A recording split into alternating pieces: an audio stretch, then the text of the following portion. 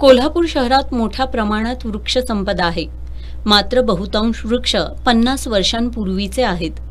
त्यातील अनेक वृक्ष धोकादायक स्थितीत उभे आहेत। सन 2014 नंतर आज अखेर महापालिकेनं वृक्षांची गणना केलेली नाही। सध्या जुने धोकादायक वृक्ष कोसळण्याचे प्रकार वाढलेत। यामध्ये आत्तापर्यंत जीवितहानी झाली नसली तरी मालमत्तांचं नुकसान होत असल्यानं महानगरपालिका प्रशासनानं याबाबत आवश्यक त्या उपाययोजना कराव्यात अशी मागणी शिवसेना महिला आघाडीच्या प्रमुख प्रतिज्ञा उत्तुरे यांच्या नेतृत्वाखालील शिष्टमंडळानं केली आहे। आयुक्त के मंजुलक्ष्मी यांना या मागणीचं निवेदन सादर करण्यात आलं।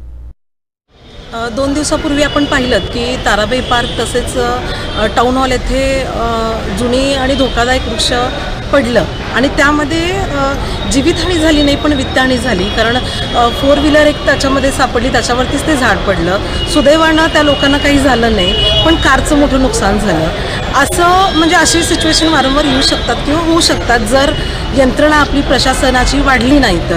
कारण प्रशासनानं आपली यंत्रणा आणि मॅनपॉवर वाढवणं खऱ्या अर्थानं आज गरजेचं आहे। वृक्षांची संख्या बघता आणि यंत्रणा बघता यंत्रणा आपल्या तुकड्या पडत आहेत, पुरेशी यंत्रणा नाही आहेत आणि ह्याच्या संदर्भातलंच आशयाचं एक पत्र आज आम्ही निवेदन शिवसेना महिला आघाडीच्या वतीने आयुक्त मॅडमना दिलेलं आहे। लवकरात लवकर तात्काळ आपण मॅनपॉवर वाढवावी, यंत्रणा वाढवाव्यात, जेणेकरून भविष्यात धोका टळेल।